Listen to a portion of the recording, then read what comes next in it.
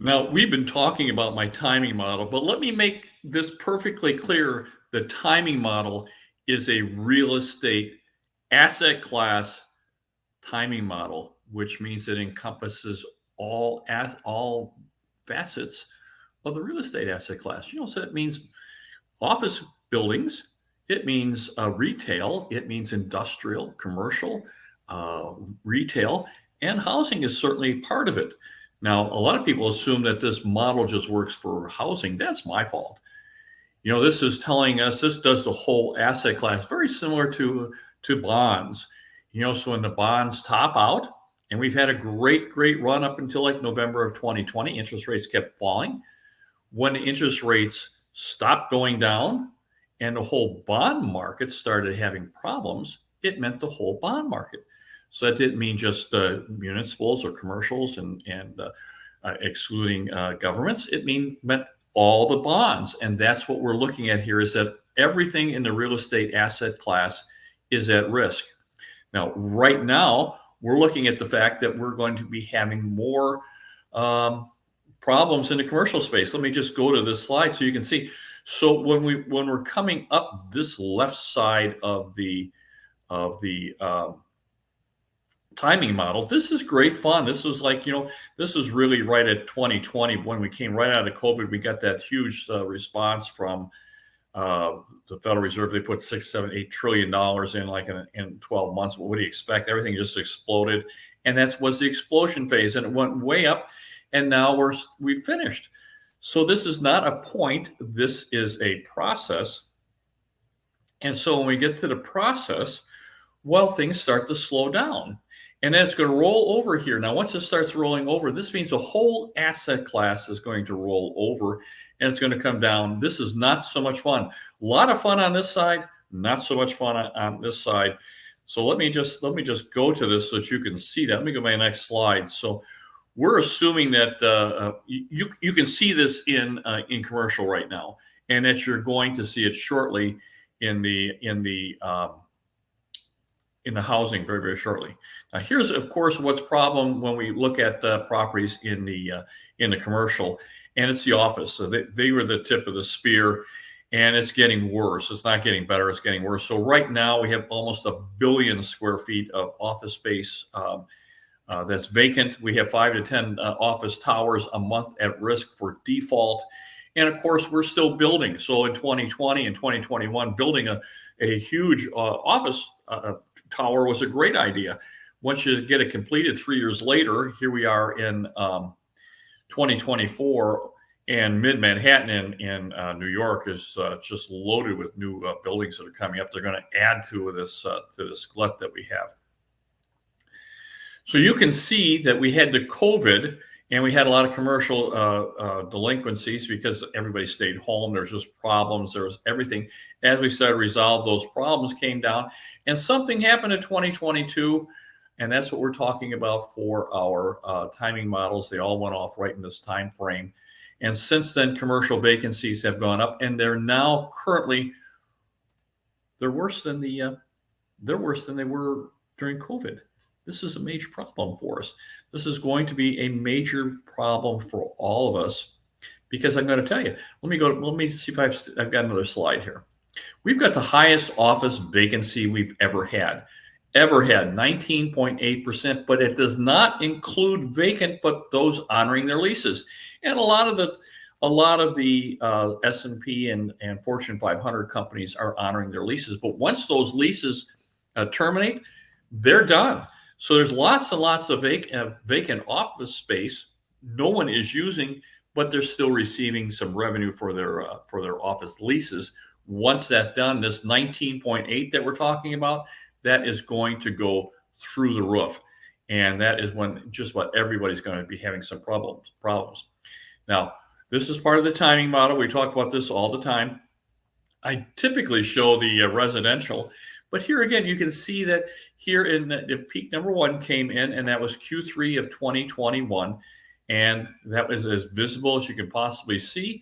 Typically, I show residential, but you can see this as clear as a bell. And here's peak number 2, came in at Q4 of 2021, really just another quarter, and it's been down ever since. So the rate of change has been dramatic. It's actually gone negative, and of course, people are losing lots and lots of money. Now, you've heard me talk about these cities that are endangered. These cities have endangered 5 to 10 office towers a month in Chicago, Milwaukee, Los Angeles, San Francisco, Seattle, Portland, Washington, D.C. A lot of these places are just in trouble. Now, you know what's not there is Baltimore and Detroit, because they've already failed. And these people in Baltimore and Detroit, a lot of them are losing 90% of the value of the property went down. 90%. So how would you like to work for 25 years putting up together an apartment complex or a very successful business complex and lose it? How would you like that? So you need to start thinking, is this something that we want to do? And I'm going to think probably not. So if you're in one of these cities, you need to start thinking, what am I going to do? Now, I'm more than happy to sit and be part of your consulting team, put our heads together, see what can be done to get you out of there. A 1031 exchange is very, very easy to do, very, very nominal. There's no taxable event if we buy and sell. It's very, very easy, and I'm available. By the way, if you like my videos, would you please subscribe and give me a thumbs up? Because that just helps us so unbelievable. A big thumbs up and a subscription really, really helps. YouTube, their algorithms just love that stuff. Let me go to my next slide and let's just talk about that. So here's just a continuing storm. This one was just announced. I got this from Zero Hedge last week. The Brooklyn Tower, it's also known as the Eye of Sauron, is now in foreclosure. It's a big, beautiful building, but it's an office building, and it's out of favor. No one's going to want it. It's going to go into foreclosure. There's going to be tons and tons of losses taken on this. Now, let me go to my next slide here. So I'm going to tell you, if you're in that space, you just need to brace for impact. We are going to have a major problem. It's going to resolve itself, of course. We go into these problems, we come out of these problems. It's just strictly cycles. Let me go to my next slide and just talk about this. Now, let me just talk a little bit about being in the residential. Around 5 to 7, 8% nationally, we've dropped. Now, here in Phoenix, Arizona, we actually peaked like in June of 2022, and we've come down since. That was the peak. So if you'd have bought something after June of 2022, you've lost money on it. And of course, there's that buying frenzy. And people have bought after that, got an opportunity to get back in. Well, prices are coming down, and of course, they're paying at a much higher rate. So these are a problem. This is how problems get to be real problems. So let me just go to this slide and we'll just take a look at this, because this is San Francisco. Now, in San Francisco, they've lost 18% is the average loss in San Francisco in the last, 12 months or so. They've lost this. You can see how this has worked out. So, and I think that works out to be $250,000 per property hit in loss. So how would you like to lose $250,000? You put $300,000 down, and then 12 months later, it's only worth $50,000. Or worse, you put $200,000 down, and you're underwater $50,000. That is what our concern is for you. It's a timing factor. So we, as investors, have been out of the market since, mid 2022. I've not put any capital in for my investors. Now, we're very, very conservative.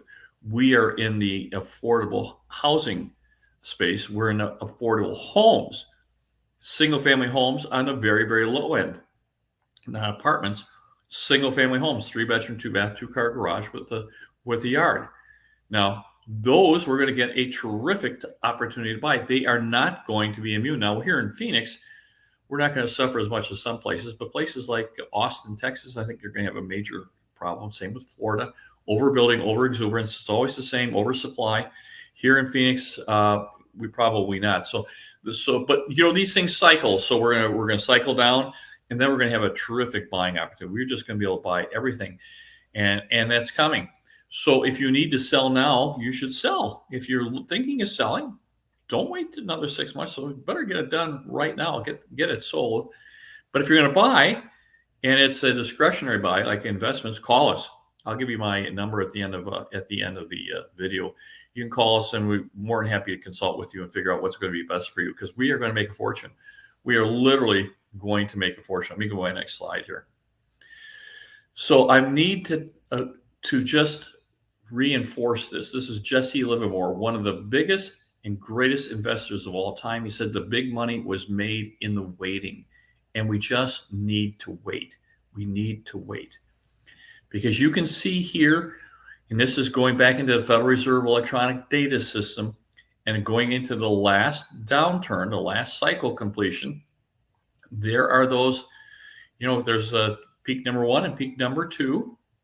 And then it came down, and look at this. It gave you 3 buying opportunities. Now, these 2 are obviously better priced, but this is where all the trophy properties at. This is where people sell the good stuff because they have to.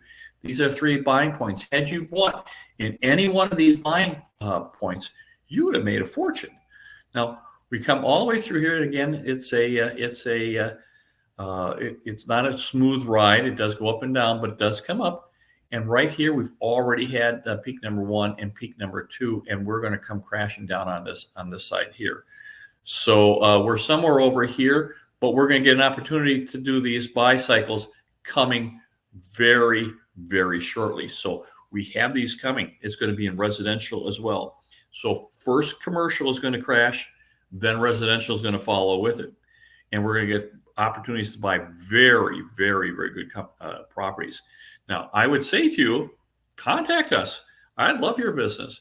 We're really, really good at this. We've got soup to nuts. We do everything. We've got, you can be 100% passive. You own it, but you can be 100% passive or not own it. You can be one of our groups if you want. But, a lot of people want to own this stuff themselves. We'll hold your hand. We've got managers. We've got market strategists. We'll do the whole thing for you. But it's coming. So save your money. Get out of debt. Make sure your credit's pristine. And if anything else, make sure your job and your income streams are intact, and you are going to make a fortune. Let me go to my next slide here, and let's just take a look at this. So that's me. So you are welcome to call me anytime. Please call me. We can do a conference call with your advisor. You can certainly do it with your spouse, with anyone that you feel comfortable with. We'll sit down, spend a half hour or so trying to figure out, make sure that we're a good fit. I'll make sure that we're a good fit. We've been doing this for a really, really long time. We are true fiduciaries. In other words, that a lot of my clients have never seen their properties. We do everything for them, and I'm responsible for it. I'll raise my hand. It's me. So I'm going to do everything in my power to make sure that you make money. Now, you don't have to do that. You can come out here and look at your properties. We don't have to buy that. We'll do whatever is good for you, because that's our job. So that's where I'm at. My very, very best to you guys. Bye-bye now.